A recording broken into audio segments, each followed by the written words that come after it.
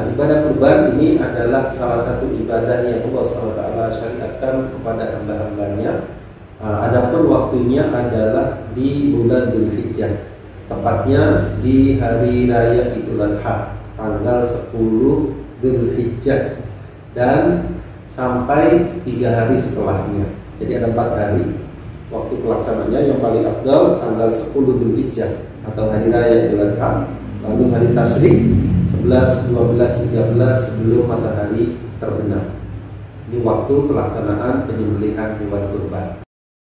Jadi kata para ulama, yang paling afdal di hari rayanya di tanggal 10 Dzulhijjah. Kalau hari Selasa tadi Idul Adha-nya, berarti afdalnya di hari rayanya. Kapan pelaksanaannya? Dimulainya waktunya setelah pelaksanaan sholat Idul Adha. Kita ikut sholat Idul Adha, kemudian setelah melaksanakan sholat bersama imam, kita mendengarkan khutbah beliau, kemudian kita pulang, kita bisa melaksanakan penyembelihan hewan kurban. Hukum kurban sendiri kata para ulama adalah sunnah muakkadah. Ya, jadi lebih kuat daripada sunnah, tetapi tidak sampai kepada wajib. Ya, kalau kita lihat dari dalilnya, Allah SWT berfirman, misalnya di dalam surah Al-Kautsar, Allah SWT berfirman, a'udzubillahi minasyaitonir rajim, fasholli li rabbika wanhar, maka salatlah menghadap Rabbmu, wanhar, dan berkurbanlah. Ya, ini perintah. Ya, perintah di sini menunjukkan kepada sesuatu yang menguatkan, sesuatu yang memerintahkan agar kita berkurban, tetapi tidak sampai kepada hal yang wajib. Jadi hukumnya adalah sunnah muakkadah, sunnah yang dikuatkan. Bagi siapa? Bagi orang yang memiliki kemampuan untuk berkurban. Nah, apa kriterianya? Kriterianya orang tersebut memiliki kelebihan harta untuk dirinya, dan kalau dia sudah berkeluarga, untuk juga keluarganya selama 4 hari untuk hari rayanya, dan 3 hari setelahnya dia punya kelebihan harta, punya lebih untuk membeli hewan kurban, maka orang yang demikian dikategorikan sangat-sangat ditekankan melaksanakan kurban. Jadi hewan kurban itu cukup satu hewan kurban untuk diri seseorang dan juga keluarganya. Ya, Pak Fulan misalnya punya istri dan anaknya 4 misalnya, lalu dia berkurban seekor kambing, maka ini sudah mencukupi untuk dirinya dan juga keluarganya. Tidak perlu diatasnamakan istrinya atau anaknya, karena hewan kurban tersebut mencukupi untuk satu keluarga. Menyembelih hewan kurban kalau dilakukan malam hari atau sebelum pelaksanaan sholat Idul Adha, sama kedudukannya dengan zakat fitri yang ditunaikan setelah sholat Idul Fitri. Hitungannya sedekah biasa. Sehingga hewan kurban tersebut kalau disembelih sebelum pelaksanaan sholat Idul Adha atau bahkan malam harinya, tidak sah sebagai hewan kurban. Ya, jadi terhitung sebagai sembelihan biasa, eman-eman. Maka ikutilah petunjuk Nabi SAW agar mulainya pelaksanaan tersebut setelah pelaksanaan sholat Idul Adha di daerah kita. Jenis hewan yang dikorbankan itu hewan ternak. Yang pertama adalah unta, yang kedua adalah sapi, yang ketiga adalah kambing, dan termasuk diantaranya domba. Nah, jadi unta, sapi, atau kambing. Ya, kalau kita di Indonesia tidak ada unta, lebih mengarah kepada sapi, kemudian kambing atau domba. Nah, kalau kata para ulama, boleh, karena kerbau termasuk salah satu spesies atau jenis sapi. Hewan yang paling afdal dikorbankan pertama adalah unta, kemudian sapi, kemudian kambing, kambing atau domba. Nah, mana yang lebih afdal? Satu kambing ataukah sapi bertujuh misalnya?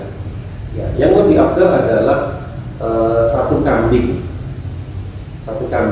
Ya, saya ulangi, yang lebih afdal masing-masing perpatungan sepertujuh menjadi satu sapi, ataukah tidak patungan sehingga masing-masing berkorban menjadi berapa? 7 kambing.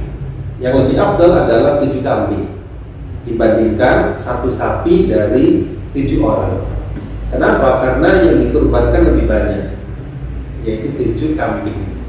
Mana lebih banyak, 7 kambing atau 1 sapi? 7 kambing. Meskipun mungkin dagingnya lebih banyak sapi, tetapi di sini nilai pengorbanannya, takor kita kepada Allah lebih banyak.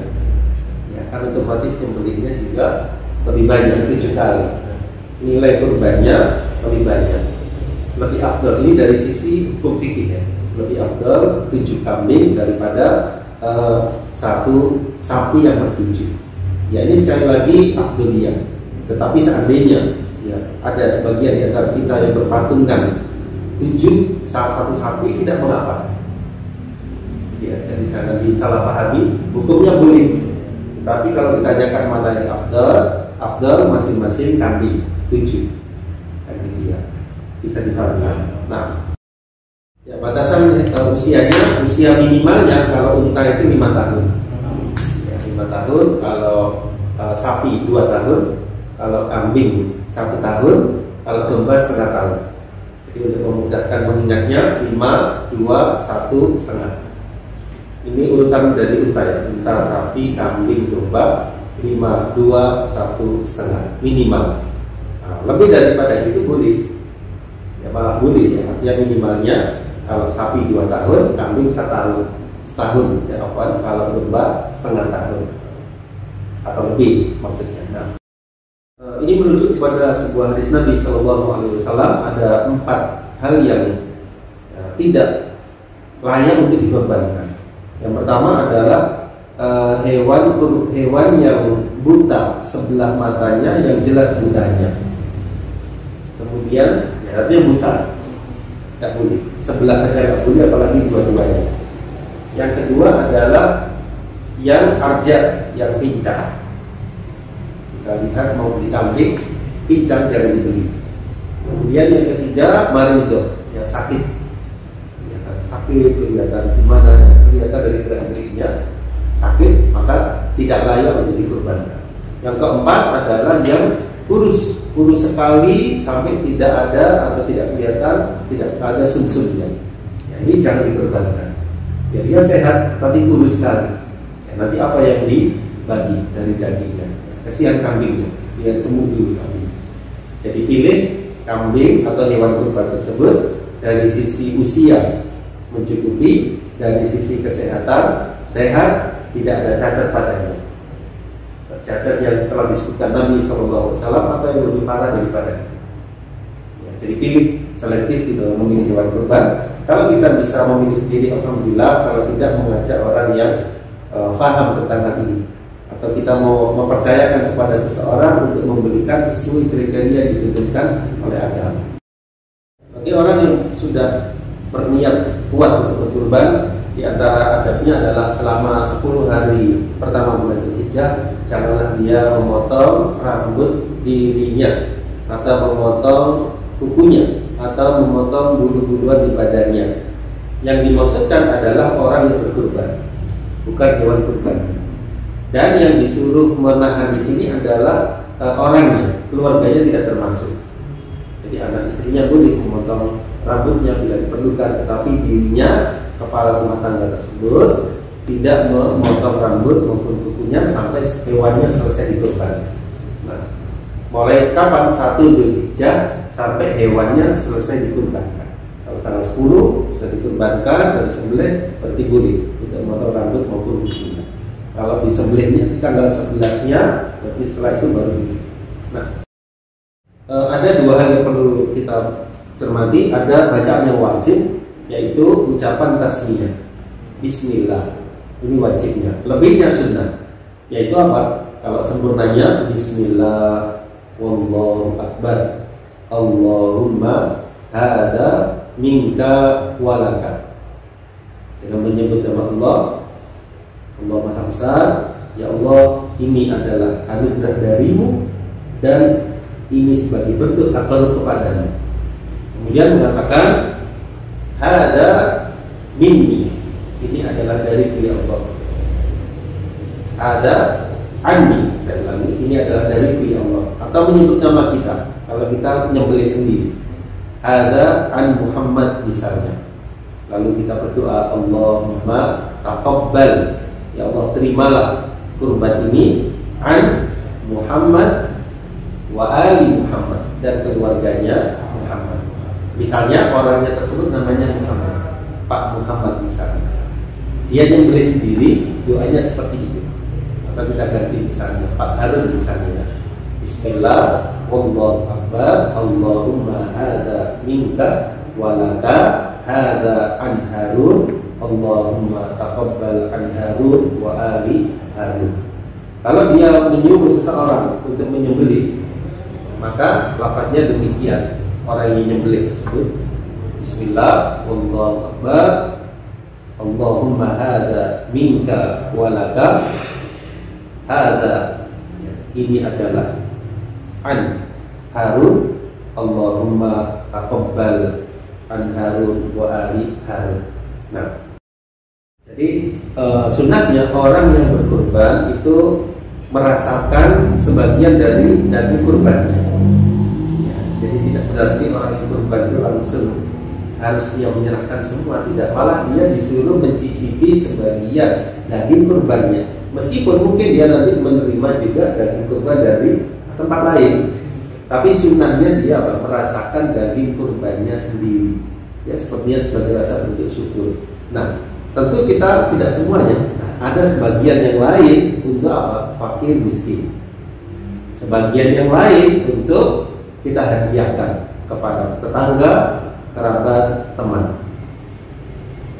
Nah, jadi bisa kita bagi menjadi 3 bagian. Tidak harus sepertiga. Kita bisa membagi menjadi 3 bagian. Sebagian untuk kita dan keluarga, sebagian untuk siapa? Fakir wal miskin, sebagian untuk kita hadiahkan tetangga, meskipun tetangga tersebut kaya, nggak apa-apa, hak tetangga itu kita hadiahkan. Kerabat, siapa lagi? Teman. Misalnya kita menyembelih sendiri, nah, kita bisa mengelola sendiri sesuai keinginan kita tadi. Masalahnya kalau kita wakilkan kepada pihak tertentu atau masjid misalnya, maka tentu kita tidak bisa membagi sendiri, karena kita sudah mengamanahkan mereka dalam pembagian dagingnya. Tapi kita bisa pesan, kalau panitia saya titip misalnya daging hewan kurban saya minta bagian kaki misalnya, boleh. Karena ini memang sunnahnya merasakan hewan kurban. Nah, selebihnya kita amanahkan kepada mereka untuk dibagi. Gitu ya. Jadi panitia kurban juga harus memahami tentang hal ini. Bukan berarti yang berkurban ini nggak ridho hewan kurbannya diberikan semuanya untuk fuqara masakin. Dan memang ada sunnah merasakan sebagian daging dari hewan kurbannya sendiri. Kalau boleh saya kasih saran, alangkah baiknya kalau panitia membuat istilahnya kresek-kresek tertentu yang nanti di situ dikasih tanda. Kalau misalnya berkurban itu pesan dagingnya diberikan, ditaruh di kresek tadi atau plastik, dikasih nama supaya nggak ketukar. Meskipun semuanya daging, ya, supaya nggak ketukar dan dia bisa merasakan dari hewan kurbannya tadi. Bisa dikali ya. Ya, ini bentuk pelaksanaan sunnah Nabi Shallallahu Alaihi Wasallam. Kalau dia serahkan semua juga nggak apa-apa.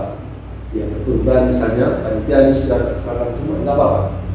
Tapi seandainya ada yang berpesan sesuatu, jangan dianggap salah, karena ini memang ada sunnahnya. Nah, ya, tiap tahun. Beda dengan haji. Haji sekali seperti itu. Kalau kurban tiap tahun, ketika kita dalam keadaan kemampuan, mampu. Bedanya juga kalau haji wajib, kalau ini sunnah makanya. Gitu ya. Jadi selama kita mampu, lakukanlah, dan nasihat kami, lakukanlah dalam bentuk sebagai bentuk tabarruk kepada Allah. Ikhlaskan niat kita, jangan karena sungkan, jangan karena terpaksa, jangan juga karena ujub. Karena ini terlihat ya oleh orang kampung, terlihat oleh banyak orang. Nah, jangan ada rasa ujub atau ingin dipuji atau merasa bangga dengan amal kita, jangan. Karena ini bisa mempengaruhi niatan kita dalam berkurban. Banyak sekali yang bisa kita petik. Salah satunya adalah realisasi dari sikap taqarrub kita kepada Allah Subhanahu wa taala dalam hal berkurban, di mana Allah berfirman, "Fasholli li rabbika wanhar." Ya. Dan ini merupakan realisasi yang sangat indah, perwujudan dari nilai-nilai tauhid, karena kita tidak boleh berkorban untuk selain Allah SWT.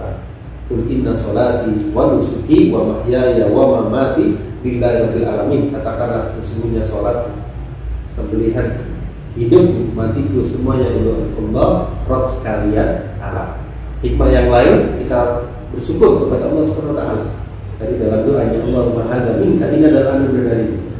Dan insya Allah ketika kita berkurban, insya Allah tidak mengurangi harta kita, meskipun secara kuantitas harta kita berkurang, tapi yakinlah apa yang kita keluarkan tersebut bernilai pahala di sisi Allah, dan insya Allah bisa menambah keberkahan harta yang ada pada kita. Hikmah yang lain, ada unsur sosial, kita berbagi kepada sesama, ya, dan kita merasakan apa yang dialami oleh saudara kita fuqara masakin, betapa senangnya mereka ketika mendapatkan bagian dari hewan kurban kita. Baik mereka tahu siapa yang berkurban maupun tidak, mereka menerima, kita sudah dapat pahalanya. Ini sebagian dari hikmah berkurban yang disyariatkan dalam agama.